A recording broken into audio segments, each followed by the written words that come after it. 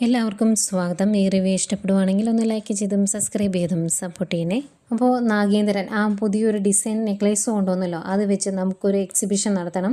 അതുപോലെ അതേ മോഡൽ പോലെ തോന്നുന്ന രീതിയിലുള്ള കുറേ വെറൈറ്റി ആയിട്ടുള്ള ആഭരണങ്ങൾ കൂടി നമുക്ക് ആ എക്സിബിഷനിൽ ആഡ് ചെയ്യണം. അപ്പം അത് കണ്ട് ഇഷ്ടപ്പെട്ട് ആരെങ്കിലുമൊക്കെ അത് മേടിച്ചുകൊണ്ട് പോകും. പിന്നീട് അവർ ഈ നെക്ലേസിനെ കുറിച്ചും ഈ ഡിസൈനെ കുറിച്ചും അടുത്തുള്ളവരോടും കാണുന്നവരോടൊക്കെ പറയും. അങ്ങനെ നമുക്ക് മൗത്ത് പബ്ലിസിറ്റിയാണ് കൂടുതൽ വേണ്ടത് എന്നൊക്കെ പറയുന്നു. അതുപോലെ നല്ല രീതിയിൽ പരസ്യം ചെയ്യണം. ഇനി ഒരിക്കലും രണ്ടാം സ്ഥാനത്തേക്ക് നമ്മൾ ഇറങ്ങി വരരുത്. ആ രീതിയിൽ നമ്മൾ വളരണം. നമുക്ക് ഒരു എതിരാളി കാണരുത്. ആ രീതിയിലായിരിക്കണം നമ്മളുടെ വളർച്ച. ഇനി അതിന് നമ്മൾ ഹാർഡ് വർക്ക് ചെയ്യണമെന്നൊക്കെ പറഞ്ഞ് ജയനോടും അജയനോടും ഒക്കെ പറയുന്നു. അന്നേരം അവർ പറയുന്നുണ്ട്, എന്താണ് വേണ്ടത് എന്ന് നാഗേന്ദ്രൻ പറഞ്ഞാൽ മതി. നാഗേന്ദ്രന് വേണ്ടതെല്ലാം ഞങ്ങൾ എത്തിച്ചു തരാം, ഞങ്ങൾ കൂടെ നിൽക്കാം എന്ന് പറയുന്നു. അങ്ങനെ വലിയ വലിയ ഐഡിയാസുമായിട്ട് നാഗേന്ദ്രൻ എക്സിബിഷൻ തുടങ്ങാൻ പോവാണ്. ഏതായാലും ഇത് കഴിഞ്ഞ് ആ നെക്ലേസുമായിട്ട് വീട്ടിലോട്ട് ചെല്ലുന്ന നാഗേന്ദ്രൻ അത് ജലജയെ കാണിക്കുന്നു. എന്നത്തെയും പോലെ തന്നെ ജലജയ്ക്ക് അത് കണ്ടു കഴിയുമ്പോൾ അതിനോട് ഭയങ്കര ഒരു ഇഷ്ടം. അതുകൊണ്ട് തന്നെ നാഗേന്ദ്രനോട് ചോദിക്കുവാണ്, ഇത് എനിക്ക് തരാമോ എന്ന്. അന്നേരം അതങ്ങനെ തരാൻ പറ്റുമൊന്നുമില്ല, ഇതൊരു ജർമ്മൻ കളക്ഷനാണ്, ഇതിന് നല്ല വില വരും, ഇതിലെ കല്ലുകൾ പോലും ഒരുപാട് വിലയുള്ളതാണ് എന്നൊക്കെ പറയുമ്പം എനിക്ക് ഇതുപോലെ ഒരെണ്ണം ഇനി എന്നെങ്കിലും വാങ്ങിത്തരാൻ പറ്റുമോ എന്ന് ചോദിക്കുമ്പോൾ അത് പറ്റുമോയെന്ന് എനിക്കറിയത്തില്ല. ഞാനിത് ശങ്കരേട്ടനെ കാണിച്ചപ്പം ഇത് നല്ല പ്യുവർ ഗോൾഡ് ആണെന്നും ഇതിലെ കല്ലുകൾക്ക് നല്ല വിലയുണ്ടെന്നും പറഞ്ഞു. അതുപോലെ ഇതുപോലൊരു ഡിസൈൻ ഒരിക്കലും ശങ്കരേട്ടന് പോലും പണിതെടുക്കാൻ പറ്റില്ലെന്നാണ് പറഞ്ഞത്. അത്രയ്ക്ക് വാല്യൂ ഉണ്ട് ഈ മാലയ്ക്ക് എന്നൊക്കെ പറയുമ്പം ജലജ ചോദിക്കുക, എങ്കിലും ഒരു കാര്യം ചെയ്യാവോ, എക്സിബിഷൻ ഇനി കുറേ ദിവസങ്ങളില്ലേ, അതിനിടയ്ക്ക് എനിക്ക് 2 ഫംഗ്ഷൻ ഉണ്ട്, ഞാൻ ഇതിട്ടുകൊണ്ട് പോയിക്കോട്ടെ ആ സമയത്ത് എന്ന് ചോദിക്കും. അന്നേരം നാഗേന്ദ്രൻ പറയും, അതൊന്നും നടക്കുകയില്ല, എക്സിബിഷൻ അല്ലാതെ ഈ മാലയുടെ ഡിസൈൻ പുറത്തുള്ള ആരും കാണാൻ പോലും പാടില്ല, അതുകൊണ്ട് അത് നടക്കില്ല, അതുകൊണ്ട് ഭദ്രമായിട്ട് ഷെൽഫിൽ കൊണ്ട് വെച്ചേരെ എന്ന് പറയുന്നുണ്ട്. ഏതായാലും മടിച്ച് ഒരു വിഷമത്തോടെയാണ് അത് ഷെൽഫിലേക്ക് വെക്കാൻ വേണ്ടി പോകുന്നത് ജലജ. അത് കഴിഞ്ഞ് തിരിച്ചു വന്നിട്ട് പറയും, എനിക്കത് ഭയങ്കര ഇഷ്ടമായിരുന്നു എന്ന്. അന്നേരം നാഗേന്ദ്രൻ ചോദിക്കുന്നുണ്ട്, നിനക്ക് സ്വർണ്ണത്തോട് എന്ത് ആർത്തിയാണ്, ഇവിടെ സ്വർണം കൊണ്ട് മൂടിയാണ് ദേവേടത്തി കയറി വന്നത്, എന്നിട്ട് ദേവേടത്തിക്ക് പോലും ഇല്ല ഇതുപോലൊരു അത്യാർത്തി സ്വർണ്ണത്തോട് എന്ന് പറയുമ്പോൾ എനിക്ക് അങ്ങനെയൊന്നും ഇല്ല എന്ന് പറയും. അന്നേരം നാഗേന്ദ്രൻ പറയുന്നുണ്ട്, പിന്നെ എനിക്കറിയാവുന്നതല്ലേ, ആരുടെയെങ്കിലും കഴുത്തിൽ നല്ല മാലയോ വളയോ എന്തെങ്കിലും കിടക്കുന്ന കണ്ടിട്ടുണ്ടെങ്കിൽ അന്നേരം തുടങ്ങും നീ എന്നെ ശല്യം ചെയ്യാൻ, അത് ഞാൻ കുറേ അനുഭവിച്ചിട്ടുള്ളതല്ലേ എന്നൊക്കെ പറഞ്ഞിട്ട് നാഗേന്ദ്രൻ അങ്ങോട്ട് പോകുന്നു. ഭയങ്കര വിഷമത്തിലാട്ടോ ജലജയ്ക്ക് ആ നെക്ലേസ് വേണം. പിന്നീട് ആദർശിനെ കാണിക്കുന്നുണ്ട്. ഈ കഥകളൊക്കെ ആദർശിനോട് ശങ്കരേട്ടൻ പറയുന്നതാട്ടോ. എന്നിട്ട് ശങ്കരേട്ടൻ പറയും, അന്നാണ് ശരിക്കും നാഗേന്ദ്രൻ്റെ കഷ്ടകാലം തുടങ്ങിയത് എന്ന്. അന്നേരം ആദർശ് ചോദിക്കും, അതെന്താ ശങ്കരേട്ടൻ അങ്ങനെ പറഞ്ഞതെന്ന് ചോദിക്കുവാണ്. അന്നേരം പറയുന്നുണ്ട്, ആ നെക്ലേസിൻ്റെ പേരിലാണ് പിന്നീട് അങ്ങോട്ട് പല പ്രശ്നങ്ങളുണ്ടായത്. നാഗേന്ദ്രനെ ഭയങ്കര വിശ്വാസമായിരുന്നു മോൻ്റെ മുത്തശ്ശന്. മോൻ്റെ മുത്തശ്ശൻ എല്ലാ കാര്യങ്ങളും ഏൽപ്പിച്ചിരുന്ന നാഗേന്ദ്രനെയാണ്. പിന്നെ കമ്പനി വളർന്ന് ഒരു നല്ല നിലയിലേക്ക് കുറച്ചുകൂടി എത്തുമ്പോൾ MD സ്ഥാനം പോലും നാഗേന്ദ്രന് കൊടുത്തേനെ. ആ ഒരു രീതിയിലേക്ക് മുത്തശ്ശൻ്റെ മനസ്സിൽ നാഗേന്ദ്രനോടുള്ള വിശ്വാസവും ഇഷ്ടവും ഒക്കെ വളർന്നായിരുന്നു എന്ന് പറയുമ്പം ആദർശ് ചോദിക്കുന്നുണ്ട്, എന്നിട്ട് പിന്നെ മുത്തശ്ശൻ്റെ വിശ്വാസം നഷ്ടപ്പെടാൻ എന്താണ് ഇതിനിടയ്ക്ക് ഉണ്ടായ സംഭവം എന്ന്. അന്നേരം ശങ്കരേട്ടൻ വീണ്ടും ആ കഥ തന്നെ പറയുന്നു. എക്സിബിഷൻ കഴിഞ്ഞു, മുത്തശ്ശൻ്റെ അടുത്തേക്ക് ആ എക്സിബിഷനിൽ മാല മേടിച്ച ആൾ വരുന്നുണ്ട്. ഫൈസൽ എന്നാണ് പേര്. അയാൾ ഗൾഫിലും അതുപോലെ അമേരിക്കയിലൊക്കെ വലിയ വലിയ ബിസിനസ്സുള്ള ആളാണ്.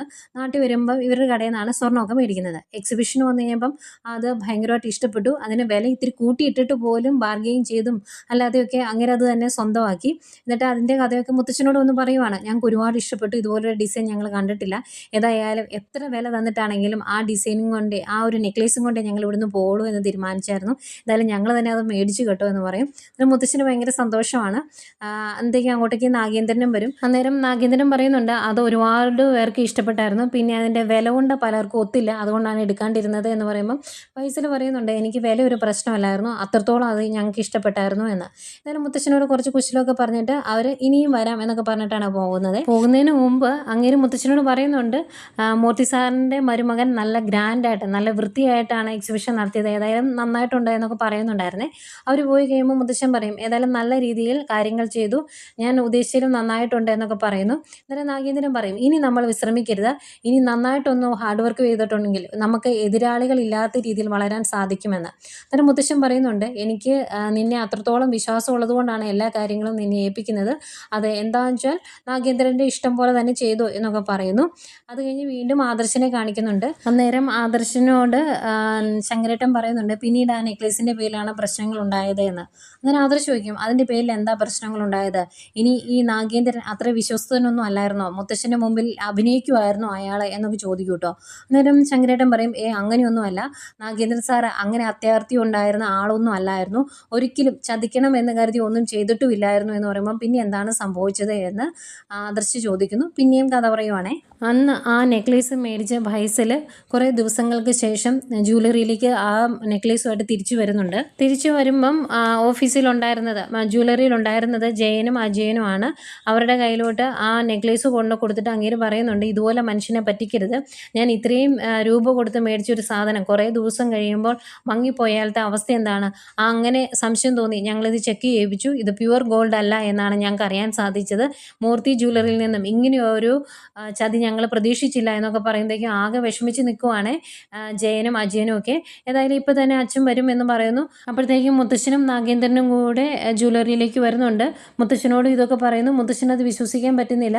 അന്നേരം ഫൈസൽ പറയുന്നുണ്ട് സാറിനറിയാലോ പൈസ എനിക്കൊരു പ്രശ്നമല്ല എന്ന്, എനിക്ക് നിങ്ങളെ അത്രത്തോളം വിശ്വാസം ഉള്ളത് കൊണ്ടാണ് ഇവിടുന്ന് എന്നും വന്ന് സ്വർണ്ണം എടുക്കുന്നത്, ഇനി വരുമ്പോൾ ഇവിടെ വരണോ എന്ന് ഞങ്ങളൊന്ന് ആലോചിക്കേണ്ടി വരും, ആ രീതിയിലാണ് കാര്യങ്ങളെന്നൊക്കെ പറയുമ്പോൾ മുത്തശ്ശൻ പറയുന്നുണ്ട് ഇതിൻ്റെ അകത്ത് എന്തോ ചതി നടന്നിട്ടുണ്ട്, അല്ലാതെ ആ ഗോൾഡിന് ഇങ്ങനൊരു മാറ്റം വരില്ല എന്ന്. അന്നേരം അങ്ങനെ അത് സമ്മതിക്കുന്നുണ്ട് കേട്ടോ. മൂർത്തി സാറ് ഇങ്ങനൊരു ചതി ചെയ്യില്ല എന്ന് എനിക്കറിയാം, പക്ഷേ ഒന്നെങ്കിൽ ഈ എക്സിബിഷൻ്റെ ഇടയ്ക്ക് അല്ലെങ്കിൽ അതിനു മുമ്പ് എപ്പോഴോ സാറ് ചതിക്കപ്പെട്ടിട്ടുണ്ട് എന്ന് പറയും. ഏതായാലും മുത്തശ്ശൻ ഫൈസലിനോട് പറയുന്നുണ്ട് ഇത് പുറത്തറിയിക്കരുത്, തൻ്റെ പൈസയും അതിൻ്റെ പലിശയും സഹിതം ഞാൻ തിരിച്ചു തന്നോളാം, ചതി എവിടെയാണ് നടന്നത് എന്ന് ഞാനൊന്ന് നോക്കട്ടെ, ഇത് പുറത്തറിഞ്ഞു കഴിഞ്ഞാൽ ഞങ്ങളുടെ വിശ്വാസതയെ അത് ബാധിക്കും എന്നൊക്കെ പറയുന്നു. ഫൈസലും അത് സമ്മതിക്കുന്നുണ്ട്. അത് കഴിഞ്ഞ് മുത്തശ്ശൻ നാഗേന്ദ്രനെയും കൂട്ടി ഓഫീസ് റൂമിലേക്ക് പോവുകയാണ്, ക്യാബിനിലേക്ക് പോവുകയാണ്. മുത്തശ്ശൻ നല്ല ദേഷ്യത്തിലാട്ടോ. മുത്തശ്ശൻ പോയി കഴിയുമ്പോഴും ഫൈസൽ ജയനോടും അജയനോടുമായിട്ട് പറയുന്നുണ്ട് സാറ് ഇങ്ങനെ ഒരു ചതി ചെയ്യില്ല എന്ന് എനിക്കറിയാം, പക്ഷേ ഇങ്ങനെ ഒരു ചതി നടന്നത് എവിടെയാണെന്ന് നിങ്ങൾ കണ്ടുപിടിക്കുന്നത് നല്ലതാണ് എന്നൊക്കെ പറഞ്ഞിട്ട് പോണേ. അതുപോലെ തന്നെ മുത്തശ്ശൻ അവിടെ റൂമിൽ ചെന്നതിന് ശേഷം ചോദിക്കുന്നുണ്ട് നാഗേന്ദ്രനോട് എന്താണ് സംഭവിച്ചത്, ഞാൻ നിന്നെയല്ല അത് ഏൽപ്പിച്ചത്, നീയാണോ അത് മാറ്റിയത് എന്നൊക്കെ ചോദിക്കുമ്പം ഇല്ല ഞാനത് മാറ്റിയിട്ടൊന്നുമില്ല, ഞാനത് അവിടെ തന്നെയാണ് സൂക്ഷിച്ചു വെച്ചത്, ഇതിനിടയ്ക്ക് എന്താ സംഭവിച്ചതെന്ന് അറിയത്തില്ല, ഇനി ഇവിടെ വന്നതിന് ശേഷം എന്തെങ്കിലും നടന്നു എന്ന് അറിയില്ല എന്നൊക്കെ പറയുമ്പം മുത്തശ്ശൻ പറയും ഇപ്പം CCTV ഒരിടത്തും ഇല്ലെങ്കിൽ പോലും ഈ മൂർത്തി ജ്വല്ലറിയിൽ ഞാൻ അതുവരെ സംഘടിപ്പിച്ച് വെച്ചിട്ടുണ്ട്, അതുകൊണ്ട് ഇവിടെ വന്നതിന് ശേഷം എന്തെങ്കിലും തിരിമറി നടന്നിട്ടുണ്ടെങ്കിൽ അതിൽ നോക്കിയാൽ അറിയാലോ, അതുകൊണ്ട് എത്രയും പെട്ടെന്ന് അത് കണ്ടുപിടിച്ചോണം, അങ്ങനെ എന്താണ് നടന്നത് എന്ന് കണ്ടുപിടിച്ചിട്ട് നീ ഇനി ഇതിൻ്റെ അകത്തേക്ക് കയറിയാൽ മതി എന്നാണ് മുത്തശ്ശൻ പറയുന്നത്. അത് നാഗേന്ദ്രനെ ആകെ വിഷമാക്കുന്നുണ്ട്. ഏതായാലും നാഗേന്ദ്രൻ അവിടുന്ന് ഇറങ്ങിപ്പോരുന്നു. അന്നേരം വീട്ടിൽ ജലജ ഇങ്ങനെ ഫ്രണ്ടിൽ തന്നെ ഇങ്ങനെ നോക്കിയിരിപ്പുണ്ട്. അന്നേരമാണ് നാഗേന്ദ്രൻ വന്ന് കയറുന്നത്.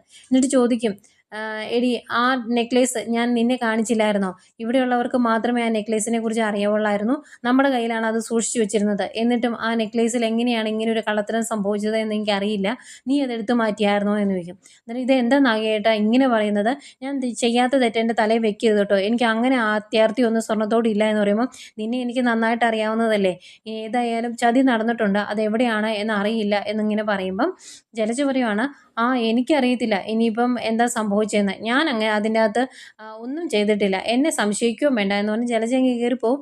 ആകെ വിഷമത്തോടെ നിൽക്കുന്ന നാഗേന്ദ്രനെ കാണിച്ചുകൊണ്ട് ഇന്നത്തെ കഥ തീരുന്നു.